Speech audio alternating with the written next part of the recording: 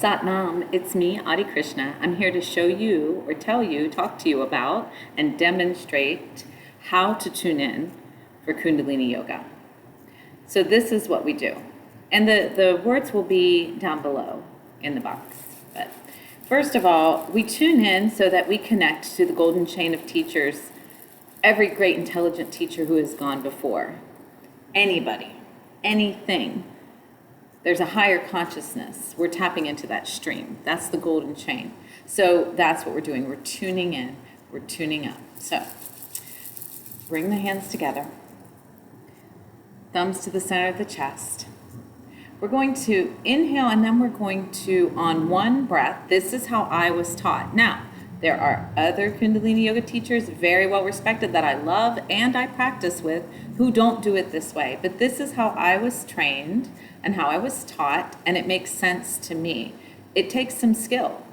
But you inhale and you do it on one breath. The words are Ong Namo, Gurudev Namo.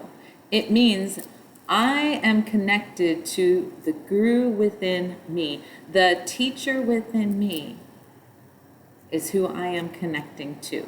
The teacher, as in the great teacher, the other, the highest power, whatever that is to you, is in you. You have a piece of that in you, and you're tuning into that, okay, which is connected to that golden chain, because all great teachers who have come in light and love and in channeling in divine intelligence and divine love have been connected to that as well. So tuning into the Guru within. Ong Namo, Gurudev Namo. Ong is a very nasal sound.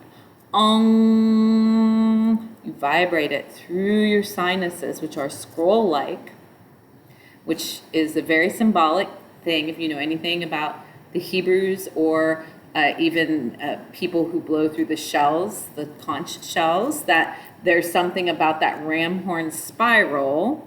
Well, we have spirals right here. And so we're calling in to the divine within us, the great divine, right?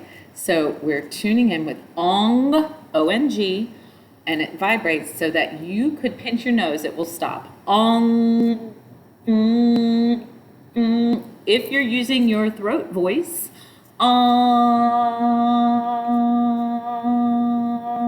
it doesn't matter. You can pinch your nose and the sound still comes through. So a way to find out if you're using your nasal or your throat voice is to just play around. Ong,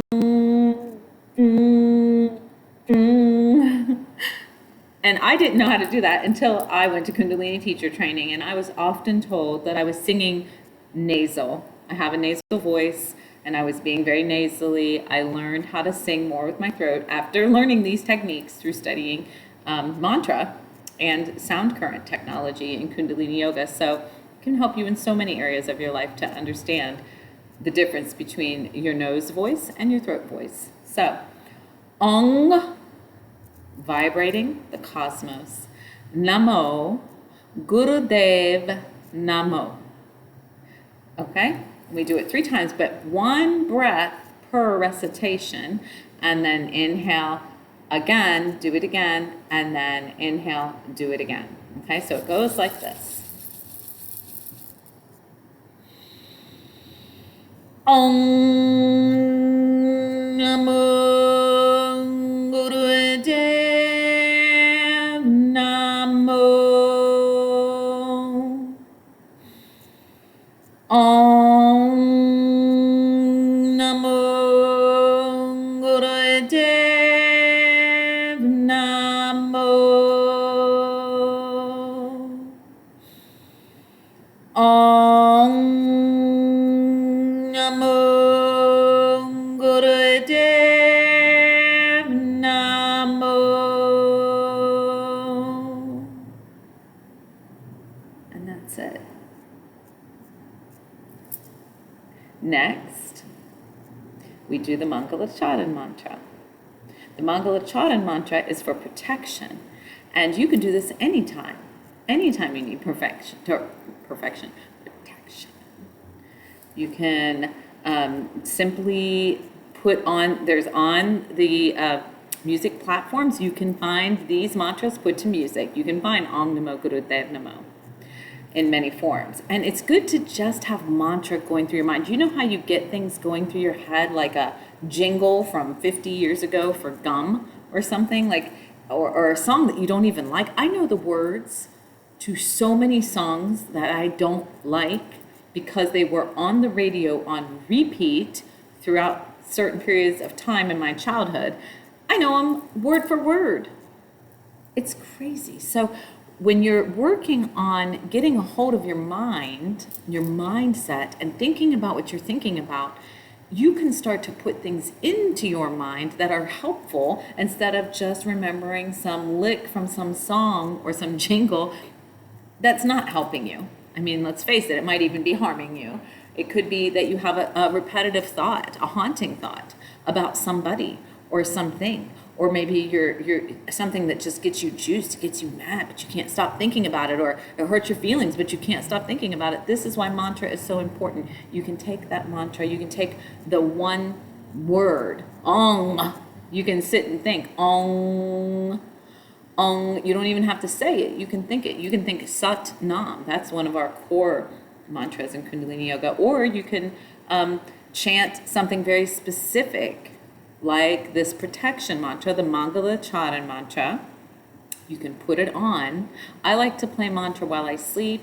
I'll sometimes play beats or just sound current technology that's healing, but very low. My mind is still hearing it, even though consciously I'm not taking it in. I can't have it so that I can hear it. It needs to be very low, but why not? Why not fill the airwaves around you and in your mind with positive, life-giving, block-clearing, uplifting, powerful words and sounds.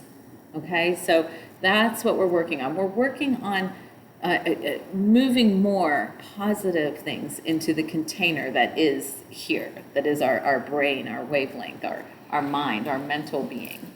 So, and also you don't have to sit crisscross applesauce. You saw me, I just have to straighten out my leg. I've been sitting a lot today in the easy pose, and at some point it becomes not easy. So I stretch my leg out. You can be sitting on a bed, in a chair, you can be in a beach chair, you can be on the grass leaned up against a tree, you can be in your car as long as you're not driving, as long as you don't close your eyes, you can still drive and chant. As a matter of fact, I love to chant long ekong cars while I'm driving because there's just something about it. And the car is like the shower. If nobody else is in there, it feels very private, but it seems like it has really great acoustics to me. I don't know. So I like to practice in the car. Anyway, so the Mangalacharan Mantra you can chant before you drive anywhere, and it's very protective. It has worked for me in my life before when I had very religiously chanted it every time before I got to a certain point at the end of my driveway. My children, my youngest children knew this, and they would, if I forgot, they'd be like, "You forgot to chant." So we'd do it just quickly.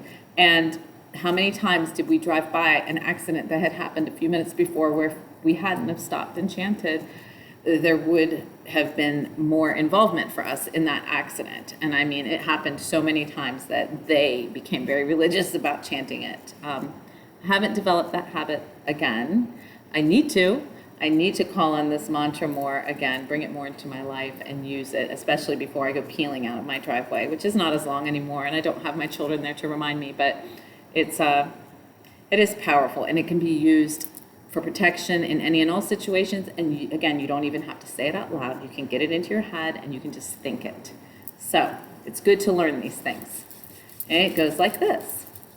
The words are Aad Guray Nameh, Jugad Guray Nameh, Sat Guray Nameh, SIri Gurude Ve Nameh, Ve Nameh. So I was repeating that because what I was taught, again, and I know that there are old school people who were around for the Kundalini Yoga when the leader was alive and they were steeped in the traditions of how things to the dot were supposed to be done. And the meh was meh, M-E-H, not may. So you will hear, if you listen to some of the old school Kundalini yogis, if they have recordings of this mantra, they'll be very specific about saying, Aad Guray Nameh, Jugad Guray Nameh, Guray Nameh, SIri Nameh. But again, there are very well-respected teachers and recording artists and other people who were around for the whole most closest to the source teachings, and they say may, or it sounds like may. So sometimes I've noticed I'm saying Aad Guray Nameh. It might sound like may, but I'm saying meh.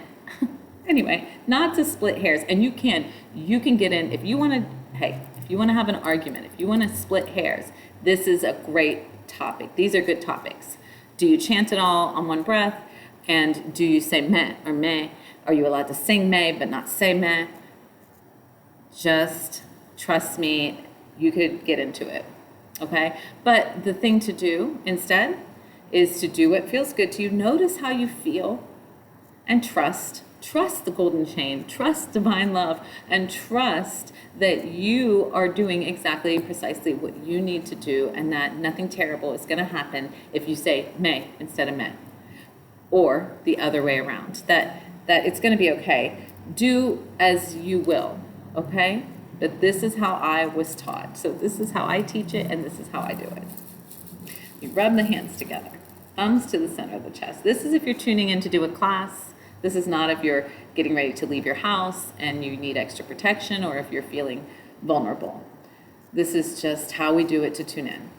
You put the hands together, thumbs to the center of the chest at the sternum. You inhale deeply through the nose, and you chant. Aad Guray Nameh, Jugad Guray Nameh, Guray Nameh, SIri Nameh. That's one breath. Inhale. Aad Guray Nameh, Jugad Guray Nameh, Guray Nameh, SIri Nameh. Aad Guray Nameh, Jugad Guray Nameh, Guray Nameh, SIri Nameh. Inhale.